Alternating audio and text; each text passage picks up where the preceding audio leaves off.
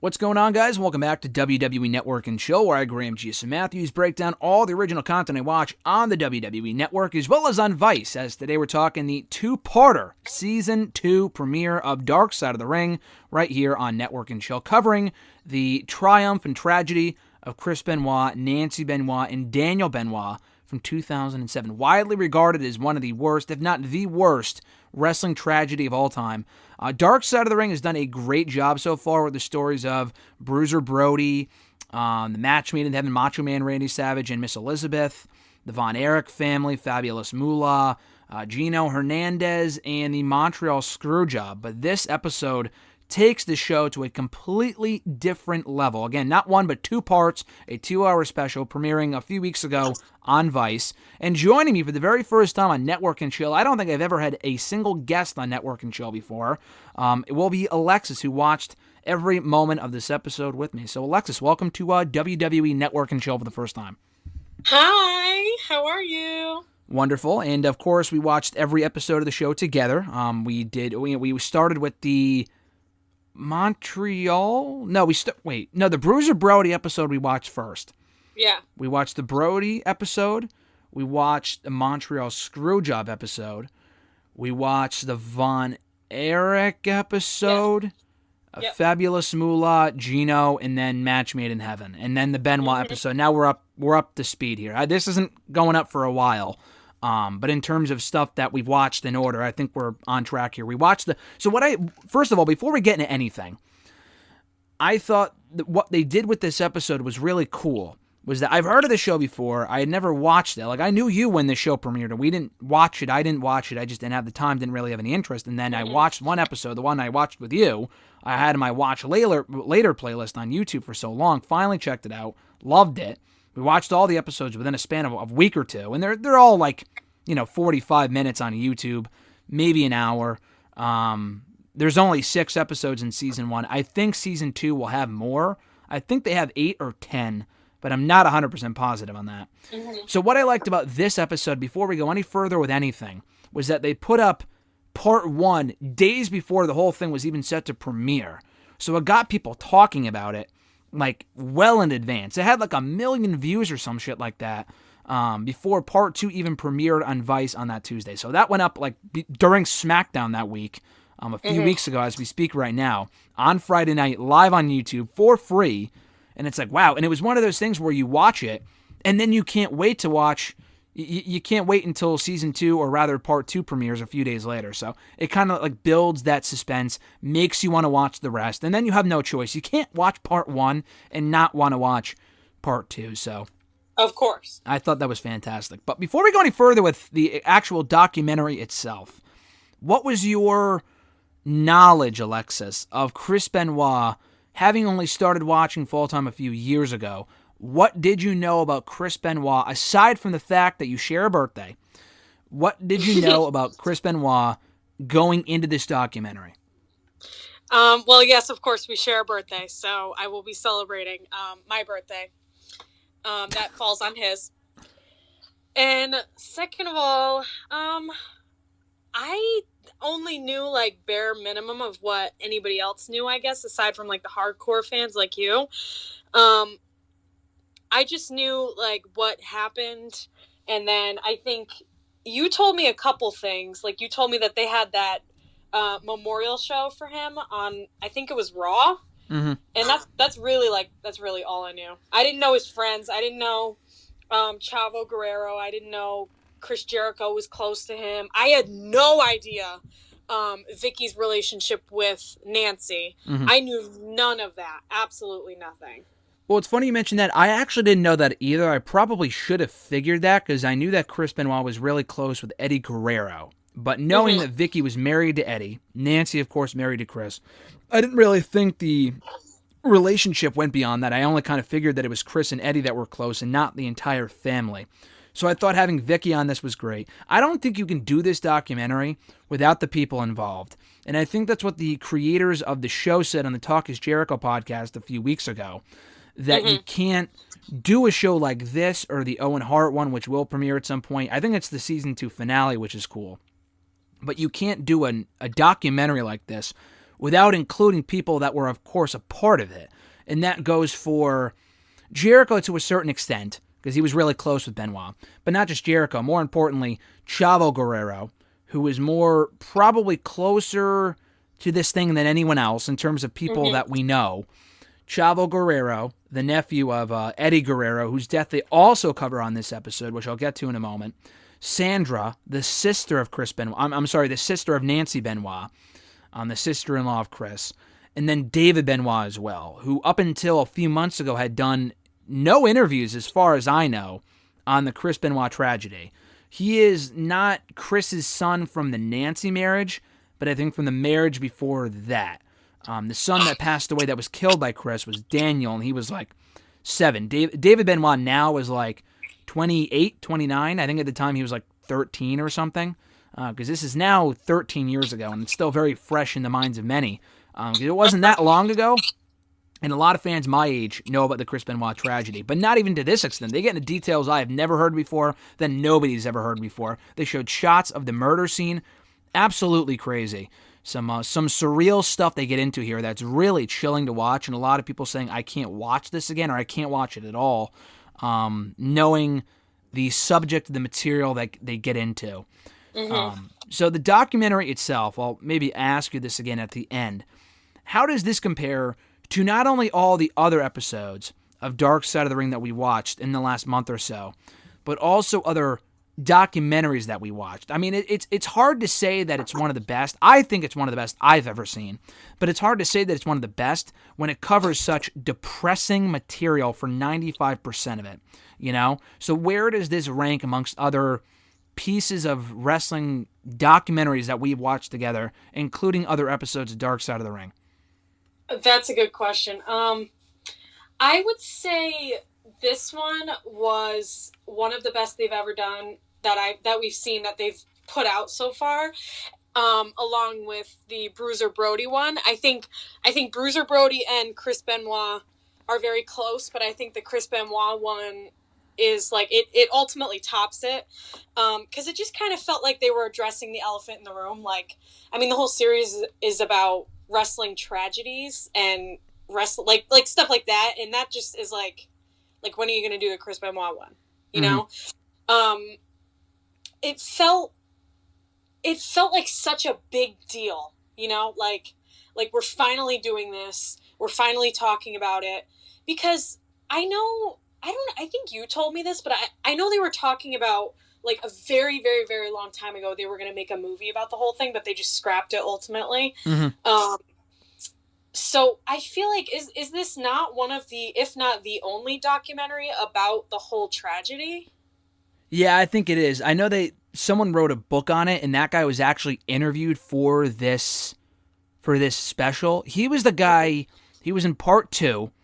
He was the guy that was going off about the wellness policy and how he was talking about the texts. He was the guy that was talking about, what else did he bring up? I think I know what you're talking about. I think I know. You know, he kind of gave the timeline of the events. There was a cookout, and then that they got into an argument, and he was like, "Oh yeah, he broke her back." Remember that guy? Yeah, I know who you're talking about. That was him. That was the guy that wrote a book on it. He did a lot of investigative work on the whole thing. I don't know how long ago. I think it was a while ago. That was the guy that wrote a book on it. I don't think they've ever had another piece of media on it. Yeah, they were supposed to do a movie. I think that has been since scrapped. That was a while ago they announced it. I have heard nothing about it since. The same people that were probably going to do a movie on Vince McMahon that I've heard has not gotten even off the ground yet. So I'm not really surprised about that at all. I think I heard a rumor that what's his name, Chris Hemsworth, or either Chris Hemsworth or Liam Hemsworth, Hulk Hogan wanted one of them to play him in his biopic, his documentary Chris made Hemsworth. into a movie, which is what'd you say? It's Chris Hemsworth. Yeah, I think it is Chris Hemsworth. Either that he wanted him to, or he was announced to be playing Hulk Hogan, and I have heard again nothing about that since, and that was a while ago. I think he is. I think he wanted him and he got him, but I've heard nothing about it. But anyway, that's besides the point. They talk a lot about Eddie Guerrero on the special as well. So kind of is like a 1-2 punch. They cover the Eddie stuff mostly for the first episode, the part 1 of this 2-hour special, and how close he was with Chris. And obviously, a lot of people are saying maybe they could have devoted an entire episode to Eddie, But I think it was kind of interesting they did it as part of this one, just because his death did play a major factor. It wasn't the only thing, obviously. There was a lot more to it than just that. But his death and how close they were had a very major impact on Benoit, his psyche, and just how depressed he was. The guy was borderline obsessed with Eddie Guerrero and some of the stuff that he did after he died, including sleeping in his bed on the side of his bed, and when Vicky would walk upstairs and Benoit would be there sleeping where Eddie used to sleep. That was fucking weird. He used to write letters to him like he was still alive after he died. That was weird. David Benoit, the son, he mentioned that Benoit and Eddie had their moment at WrestleMania 20 back in 2004. They ended the show as the world champions. One was the world heavyweight champion. Eddie was the WWE champion. They ended the show like hugging each other. One of the greatest endings in WrestleMania history. Of course, that has since been forgotten because of Benoit's involvement. But he even said that he actually wanted them. I don't know if he wanted them because he was still young at the time, but he wished they could have just both retired after that. Had they retired after that moment, who knows what would have happened? Who knows if Benoit still would have done what he did? Probably not. Eddie, who knows if he would have died or if it was even on the road? Who knows? But he said that. They talk a lot about Eddie's passing, how he died in Chavo's arms. That I never knew. That was crazy. How Benoit was the first person that Chavo called after he found out that he died, and Benoit was like wailing on the phone. Very, heartbreaking stuff to hear. How Benoit wrote to Eddie after he died, already mentioned that. How he became really religious, bought a bunch of Bibles and stuff like that would play a part in, his own tragedy later on. How Nancy helped a lot in with Vicky, helping her get through that tough time. Vicky didn't want to do anything, as any, a distressed spouse would, of course, and Nancy kind of helped her get through that. They were really, really close, and then they get into Nancy from there. So before we go any further, your thoughts on the Eddie Guerrero portion of the documentary. You kind of know who he is. You don't know a lot about him. How do you feel that was covered here on the first part of this episode on Benoit for Dark Side of the Ring? Well, so yeah, I know absolutely nothing about the guy. The only things I've heard are from this documentary here or from people comparing Angel Garza to him. But I think some of the stuff that Benoit did kind of made sense. Like I'm not saying like the tragedy, but I'm saying like how he reacted to Eddie's death. Like, because he was very close to him. There could have been like maybe I want to say like maybe he had some sort of family issue or trust issues, and he kind of put all his trust into one person and put all his eggs in one basket, and it went back to bite him. He could have had a lot of anxiety issues with this, like with the whole or just in general with his psyche, and then again he put all his trust in Eddie, and then it just kind of bit him in the ass after he passed away. I think him writing letters to him makes sense. A lot of people do that, and it helps him cope. But he took it to another level. He took a lot of things to another level. Like, when I was watching this and seeing him, or see they do the little shots. The reenactments, yeah. Yeah, reenactments, that's what it's called.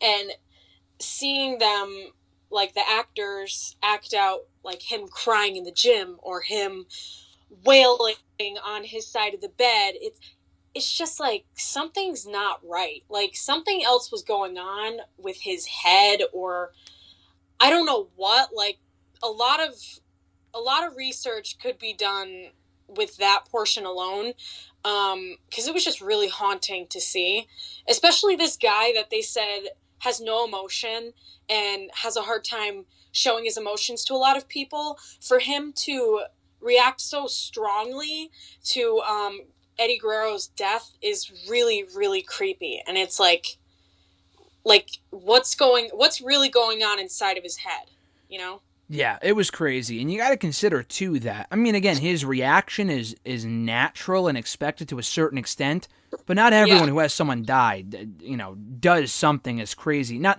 just the killing, but like this stuff, how he reacted in the immediate aftermath of the event. For example, Chris Jericho, very close, his probably two biggest friends in the business were Eddie Guerrero and Chris Benoit. The guy did not go out and kill anyone. He wasn't doing anything quite that crazy. You know what I'm saying? Yeah. Like, there is a way to grieve in a certain way, But to go out and do what Benoit did in the immediate aftermath of the event was absolutely unhealthy. Like, Jericho talked about how, I think after he learned about the Eddie death, either that one or the Benoit one, he just sat there and just started drinking, he said. I mean, again, that is an expected reaction. If the guy became an alcoholic out of that, or he divorced his wife, or whatever, like, that would be a little much. And he didn't get like that because he wasn't like Benoit. Benoit already had some already had some issues mentally by that point. So they also discussed Nancy. They helped. They talk about how she helped out Vicky through her tough time. How Nancy got into wrestling through, I think, her either first husband or boyfriend. That was where she met Kevin Sullivan, who was a wrestler and a booker, I think, for WCW at that point. And I think they don't really talk about the first husband at all. She must have divorced him, broke up with him, obviously. Got with Kevin Sullivan. He incorporates her into the storylines as his on-air girlfriend, whatever, wife, valet. That was named Woman. That was her wrestling name, Woman.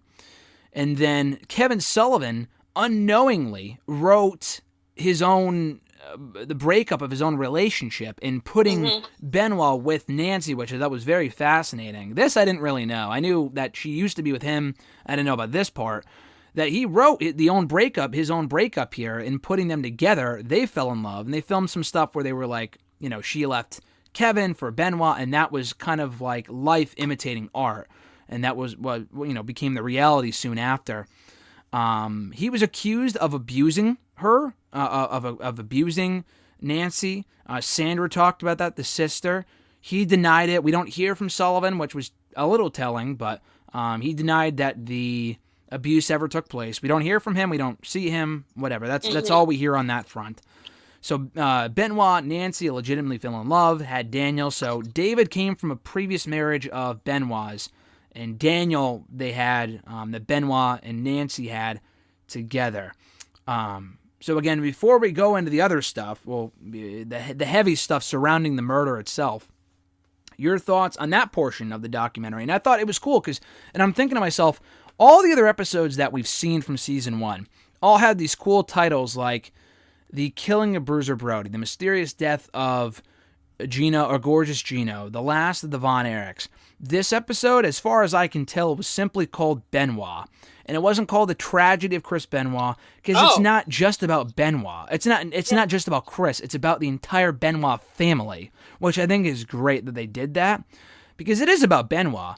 But it's not just about Chris Benoit. It's about Nancy Benoit, too, to a very big extent. Because there's again, as they talk about at the end of this episode, she's usually painted as the victim, and she never gets any credit for anything she ever did in wrestling. Because it's always like, oh, that was the woman that got killed by Chris, and then that's the only way that people remember her, even though she did absolutely nothing wrong.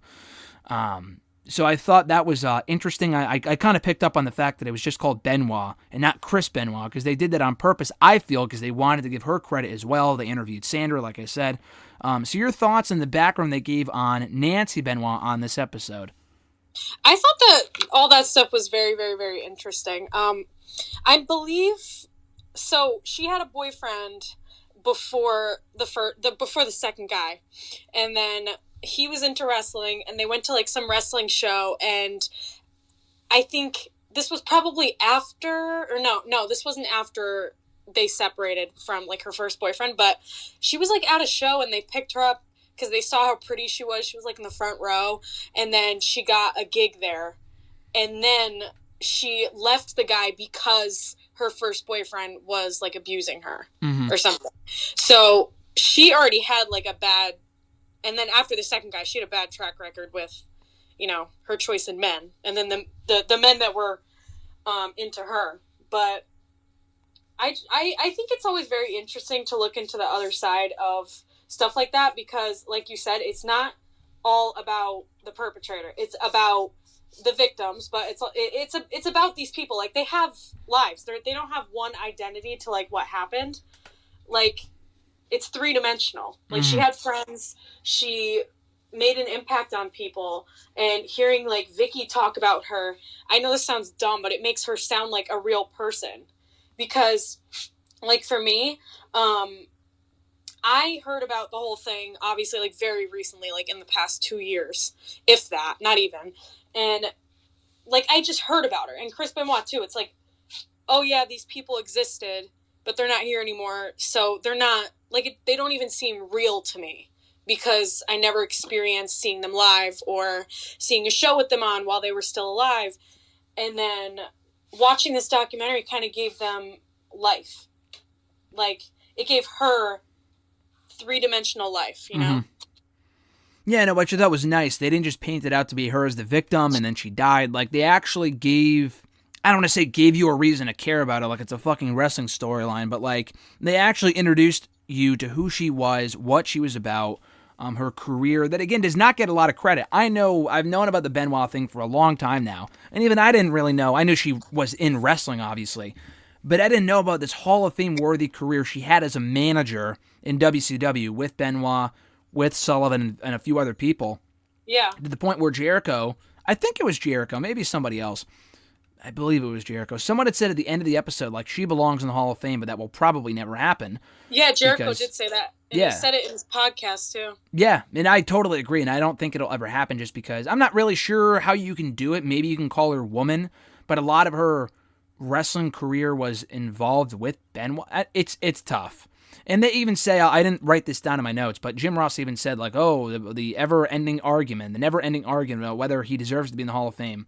Obviously, as a wrestler, yes, but that'll never happen because it would obviously take away from everything else on the show. And I didn't even really think about that. But aside from the fact he's a fucking murderer, inducting him into the Hall of Fame would overshadow everything else that weekend, night, whatever. You can't honor something that disgusting. You absolutely, you just can't. Yeah.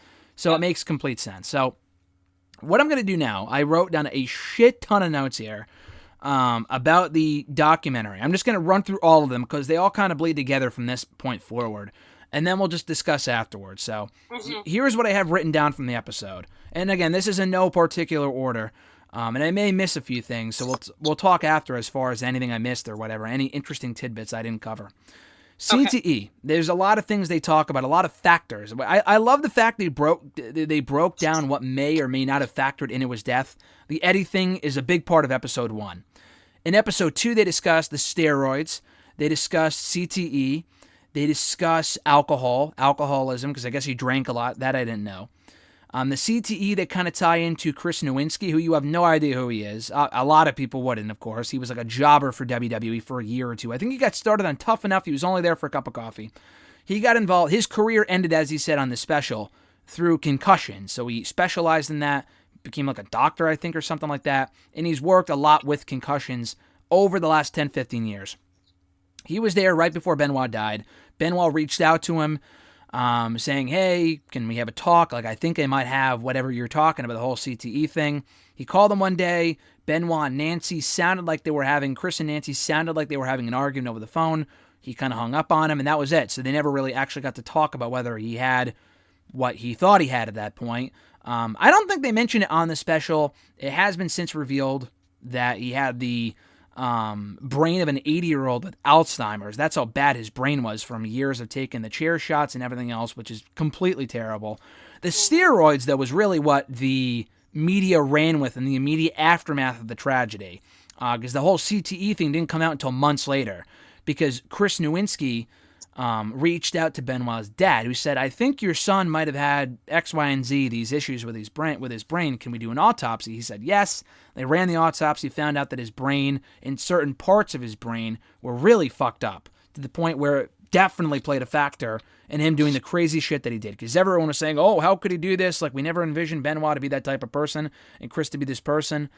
I mean, obviously nobody did, but I think the damage done to his brain played a major factor in that. It wasn't just one factor. It was a combination of all of these things, but that was a big one.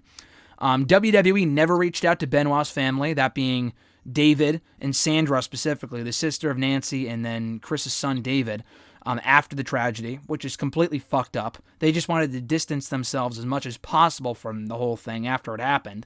So that's fucked up. WWE, of course, airing a tribute show to Chris Benoit the night that they found out that he died. So the whole thing happened Sunday. I mean, the murders happened on Friday, Saturday. He killed himself Sunday. The cops found out on Monday, which I'll get into momentarily. WWE finds out about this the day of Raw, hours before Raw. Vicky Guerrero breaks down crying when she hears about it. That night's Raw was supposed to be a 3-hour memorial show to Vince anyway, so they canceled the show. Vince opens the show, announces to the world that Benoit died, his whole family's dead, and that the show would be a 3-hour tribute to Benoit instead. Of course, it's not on the network, but you can find it on YouTube. It's on Daily Motion, Vimeo, whatever. It's out there, and the whole the Vince McMahon clip is on YouTube. It's completely fucked up watching it back now. Jim Ross talks a lot about it. Great to hear from Jim Ross on this episode, who was huge in WWE at this point. He reveals that they didn't know all the facts. All they knew was that Chris, his wife Nancy, and their son Daniel were all dead, and that their immediate reaction, of course, would be to pay tribute to the guy. Because why wouldn't they? Because that's the first thing that you would do if you hear that someone that you loved and known and admired, whatever, was dead. You would pay tribute to them, not really knowing the actual circumstances behind the situation. Mm-hmm. So that's what happened there. The timeline of events, they say that Chris and Nancy had a cookout on Friday, and that he and Nancy argued that same day. Maybe after it was over, I don't know. It was the next day that Chris tortured Nancy, essentially, by, again, this is disgusting, breaking her back, beating the shit out of her, rolling her body up in a fucking carpet when he was done. Absolutely disgusting. Kills her, puts a Bible by her body. I think it was the next day that he killed Daniel, putting a Xanax, I think, in his drink or whatever, strangling him. They found a knife under his bed that never really came into play, but maybe he had it there just in case the kid didn't die. Don't know. There's photos of it, which is so fucking eerie. Never seen these before.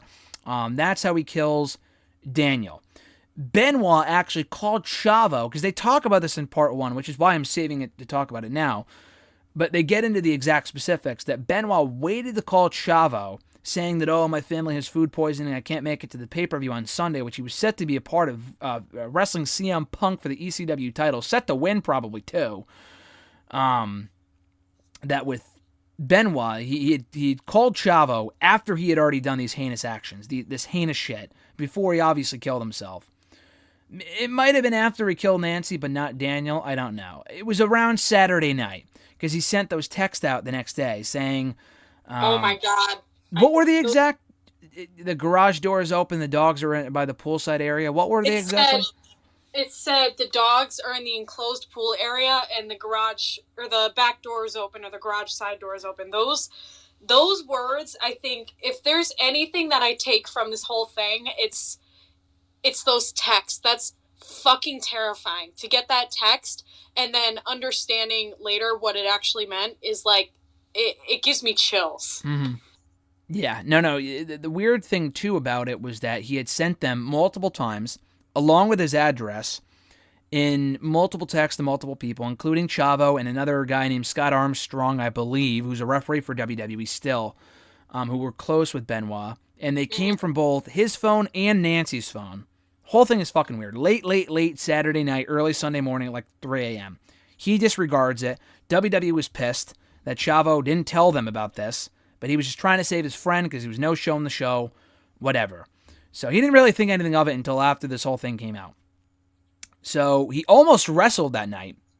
They brought that up too. He almost wrestled on Sunday. He was still looking for a way to get to the pay-per-view before he ended up taking his own life. That is unreal to me. This guy would have killed his wife and his kid and still fucking left the guy was sleeping in the same house as his dead wife and son for a day or two before he killed himself. Yeah. That alone is psychotic, of course. But the guy would have gone on and wrestled at the pay-per-view, won a fucking title before they found out that his whole family was dead. That is unbelievable. The guy could have still been alive and he could have just been arrested and not killed himself. That, to me, blew my mind.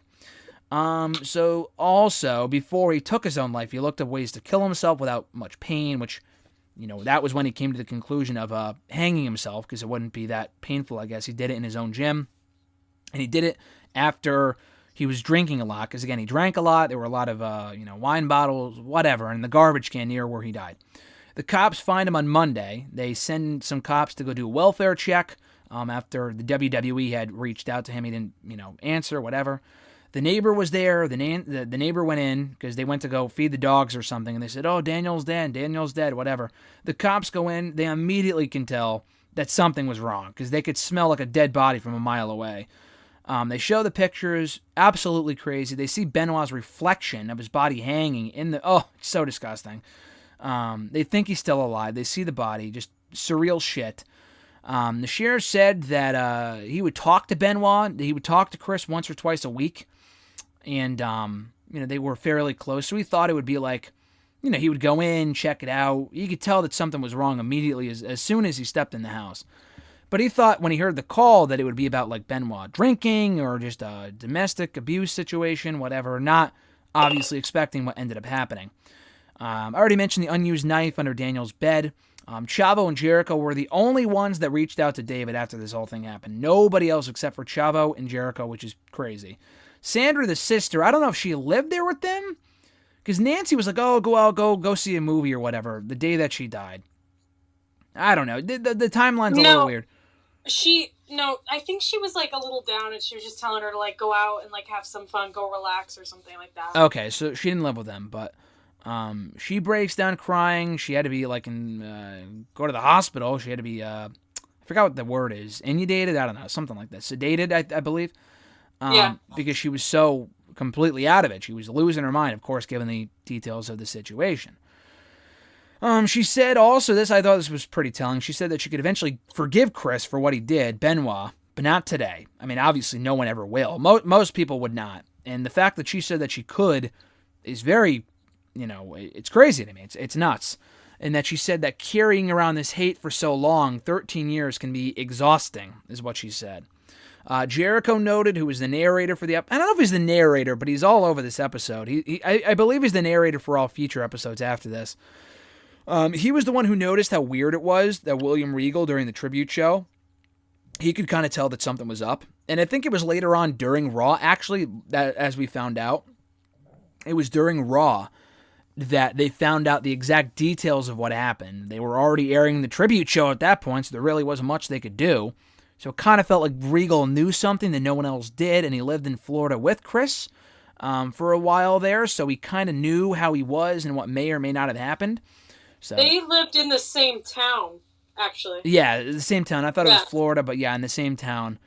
And so that's why he kind of acted weird. It would have been cool if we actually heard from Regal. I don't think has ever talked about this. And granted, he currently works for WWE, so... And they poop on WWE a lot on this thing, so I could see why they wouldn't, allow him to be a part of it. But it would have been interesting to hear Regal's perspective, and if he actually did know anything, if that was just a giant coincidence. Jim Ross went to the funerals of Nancy and Daniel and was not welcome by Sandra. I mean, because he represented WWE. It wasn't exactly his fault, but this was right after. They didn't reach out to the family. They completely erased Chris from history and Nancy and everything else. They talk about how Nancy belongs in the WWE Hall of Fame. They said that Nancy, we are showing some texts that Nancy had with Chris and that she thought the wellness policy was a complete joke. Which it was. Like, Chris was on this major testosterone and steroids, and it was not detected at all. And he was tested. He passed all the tests. That's the crazy thing. Thankfully, they have since cracked down on that shit, but this was right after they started it. And, I mean, that's just nuts. He had 10 times the amount of testosterone in his body that any normal person should.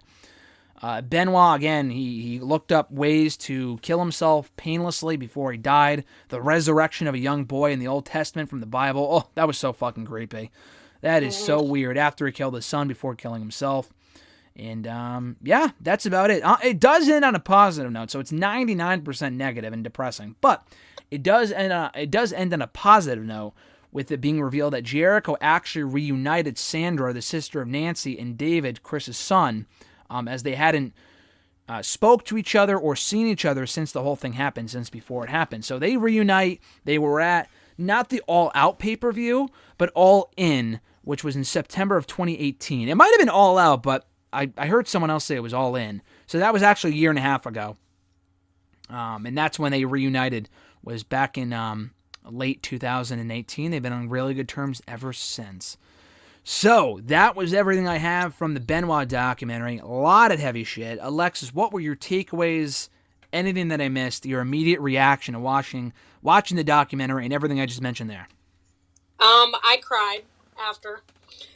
It was just listening right now, it's very emotional to, like, process everything that happened. One thing I thought was really, really fucking interesting, though, was the CTE stuff. Mm-hmm. Because I've never heard of that kind of stuff, obviously, because, like, I don't do research about wrestling in my free time. I just kind of watch it. But just hearing about how they scan the brain and how, they were analyzing everything, and I think the guy was talking about, like, oh, there were a bunch of wrestlers that came to me and thought that they had CTE, and then with him saying, but then Chris came up to me, like, before all of this happened, obviously, and confronted him and said, hey, would you maybe want to talk, like, on the phone? Mm-hmm. He didn't even say, oh, I think I have CTE. He was just like, do you just want to talk on the phone? Like, can I call you sometime? Yeah. That's what he said. He's like, can I call you? He's like, okay, sure. Like, that's just really creepy too. Like, about what? What do you want to talk about? Like, why can't we just talk now? That's another thing. Like, why do we have to talk on the phone? Is it, like, it's obviously something sketchy. Like, he thinks he has CTE or something like that. I don't know. The photos, I think I told you this, but this is random, but a long time ago, like over 10 years ago, my family had this office in actually the room I'm in now, my room, and it resembled the office that they showed pictures of in Benoit's house. Like, the picture, like when they were describing what he was looking up on the internet, which is disgusting and horrifying to hear. I got extra freaked out because I'm like, that looks like my family's office from like 12 years ago. Oh, God. Yeah, and hearing all the chain of events that happened, like, I think, like, when I first heard about this, and I'm pretty sure everybody thought this too, like, oh, it all happened in one day, and then, like, the next day, they found out what happened. No, because, like I said, like, everything is three-dimensional. Like, hearing about it, you just think, oh, okay, so this is what happened, and then after he got, like, he killed himself, and then whatever. No, this happened in the course of, like, 4 or 5 days. This wasn't just a one-and-done thing, like, one day, and then that's it. The fact, like, picturing him do what he did to his wife. And just go to bed. And then just fall asleep. I mean, I laugh, but that's just, like, that's disgusting. Like, I would say laugh because it's so horrifying, you have to cope with it somehow. But, like, just imagining him doing what he did to his wife, which is unthinkable, and, like, I literally just got chills thinking about that. And then him going to bed and then, like, making eggs in the morning. Like, he did not have a normal brain. He wasn't fully there, obviously. And then what he did with to his son, his 7-year-old son, I thought he was a baby when this happened. No. The kid was, like, a fully functioning kid. Mm-hmm. And he looked him in the eyes and he did what he did and then goes to bed again. Probably has, like, just imagining him live daily life with 2 dead bodies in his house, let alone the fact that they were his family, but 2 dead bodies, and then go to sleep and just kind of cover everything up is so terrifying to me. Like, it's not only, like, I think another thing people thought, or at least I thought, was he just kind of did it on impulse. No, this was planned out. Because he called Chavo, I think, didn't he call Chavo and said, like, oh, my family has food poisoning or something? Food poisoning, yeah.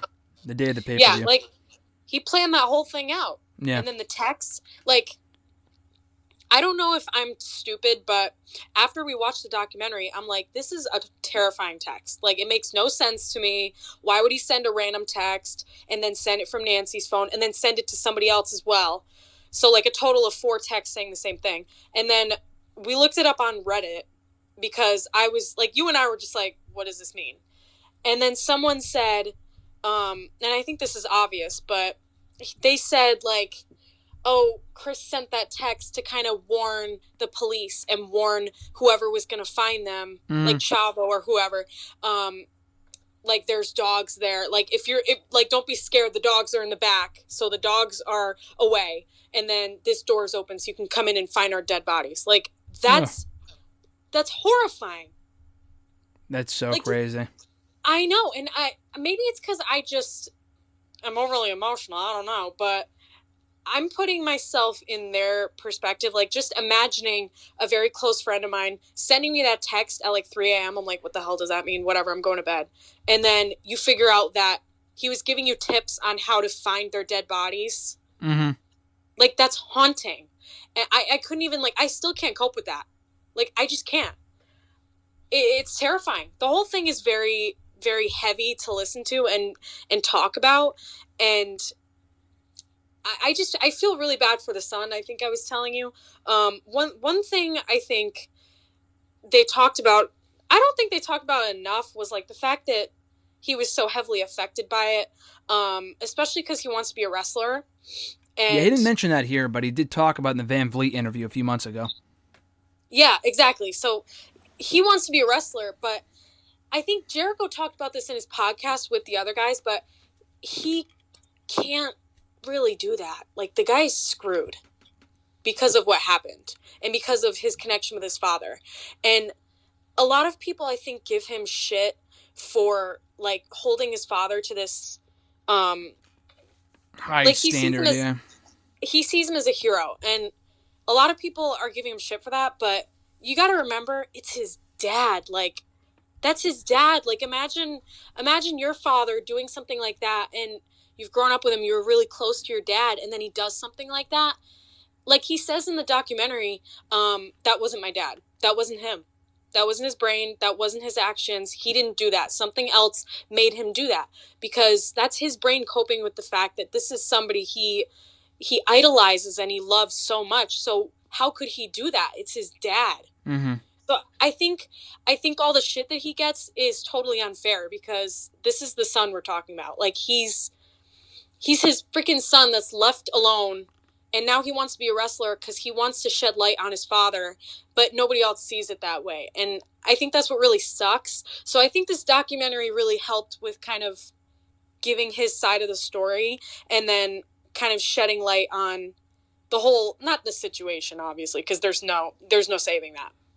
But like kind of saving where he comes from. Because I think people forget, like, this is his dad, like I said, and you need to understand why he idolizes him and sees what he did was wrong, but also, like, you need to understand where he's coming from. Yeah, no, that was my mindset when I heard him talk about that. He didn't mention it here, but I did mention in the Van Vliet interview a few months ago that he wanted to call himself Chris Benoit Jr. because his Christopher is his middle name, so he can legally do that if he wanted to. Use the same music, use the same tights. It's like, dude, you got to realize why that wouldn't be a smart idea. I don't think it's a dumb idea for him to get into wrestling. I think he could do fairly well for himself if he actually put in the effort. But to call himself Chris Benoit Jr., I don't think that's too smart. I'm not really sure many people outside of a scammy indie promoter would allow him to wrestle as Chris Benoit Jr.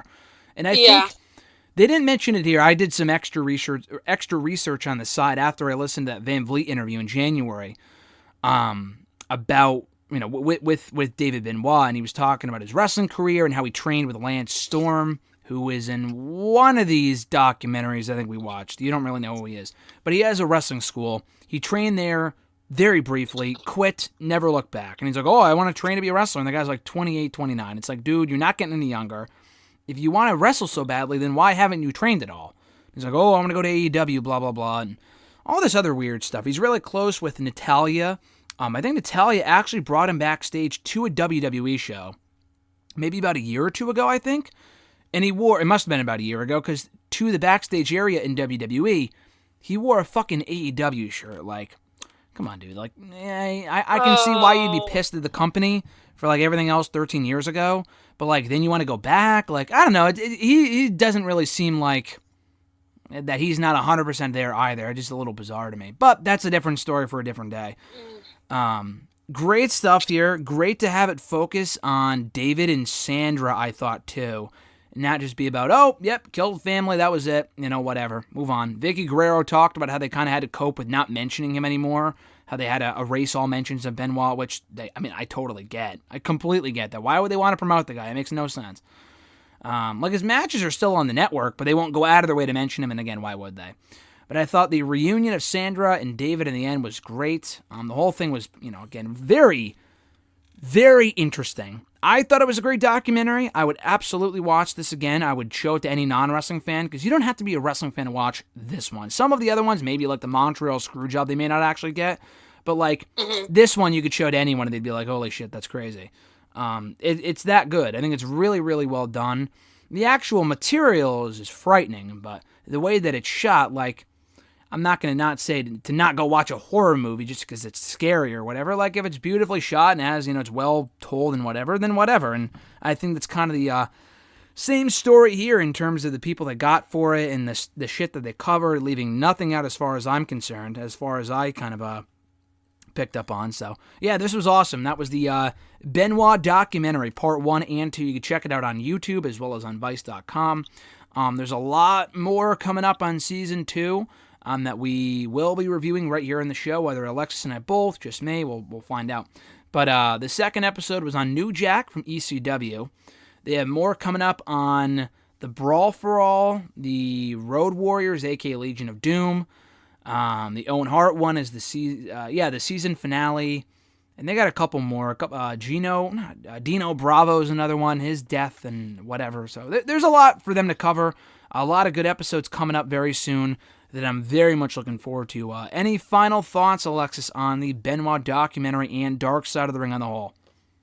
Well, I will say, because I was listening, again, we keep referencing the Jericho podcast. He had a podcast with them, the guys who started the whole thing. But I think what's really interesting is the fact that these guys came from nothing. They're just regular people. They're just wrestling fans that have talent in, like, shooting things and, like, other stuff like that.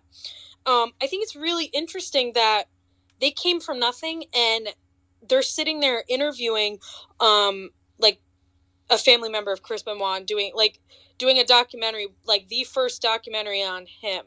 Mm-hmm. Or, like, it's just really cool to think that these people started from the bottom and now they're all the way up, and they're like very notable now in the span of nothing, really.